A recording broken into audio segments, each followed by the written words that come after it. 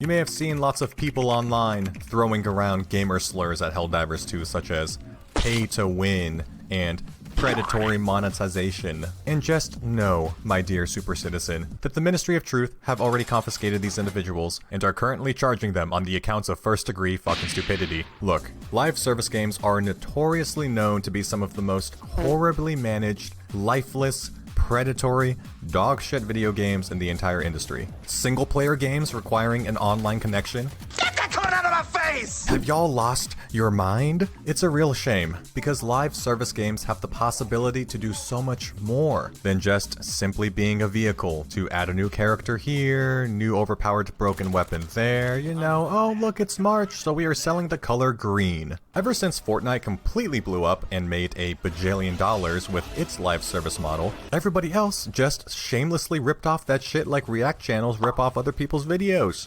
Everybody acts as if that's the only possible way to execute a live service game. Battle passes, seasons, overpriced cosmetics. I'm fucking over it, man. Get some new ideas. Helldivers 2 has finally broken this stale, boring idea of what a live service game can be, and has completely revolutionized the genre. And it's all really thanks to one man. A man whose name strikes fear in the democratic hearts of Helldivers across the galaxy. Joel. Basically, Joel is a guy who is single-handedly controlling the entire galactic war. He is controlling the enemy forces, deciding which planets to attack, how many troops are sent, and apparently, he will have even more power in the future. Oh my god! This is not funny anymore, Joel. Kelski has 3 big boys on him. It's time to stop now, please. Gonna get it. You got 10 seconds to get me. No! I'm gonna go down the hole! Please live. If a planet was being liberated by players too quickly, Joel had to get up in the middle of the night to give the automatons a bit of reinforcements. You know, I'd like to think that Joel is actually the dungeon master of real life, waking up in the middle of the night to add traffic to people's daily work commutes. Fuck you, Joel! Another great example of this is with the recently added mechs. However, they didn't just add mechs in a patch, like every other game in existence would. Super Earth announced on Super Twitter that the mechs were in production. Holy crap, this is awesome! I hope nothing bad happened. Joel made unlocking mechs into an in-game event via a major order, which are like weekly challenges that the entire community works towards. However, there are actually punishments in place for failing. If players did not liberate T and Quan, the automatons would have claimed the mechs to use against us. They would have legit delayed content and kill us with it. Now at first I thought this was all BS. Like, there's no way the developers would actually punish us, right? Oh, a letter from the Super Earth Ministry of Truth. They banned sex. Holy shit, this is fucking horrible. What are we gonna do? Wait, what sex again?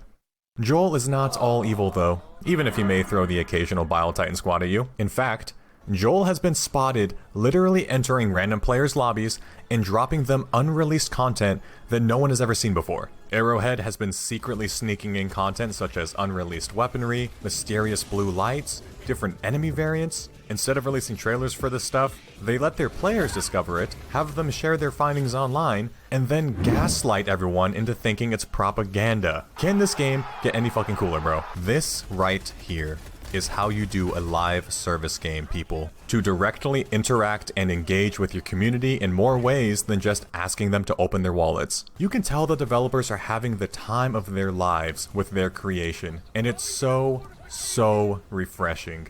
Are there cons to this type of game?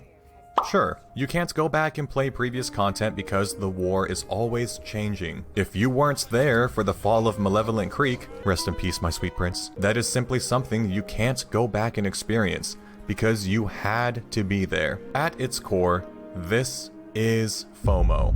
But it's not intentional FOMO used to manipulate people into shilling out money on artificially timed skins. It's simply an unfortunate byproduct of being live service. But because it was happening live, the fall of Malevolent Creek mattered to the whole community. It just wouldn't have been the same if it was some scripted sequence in a pre-made campaign.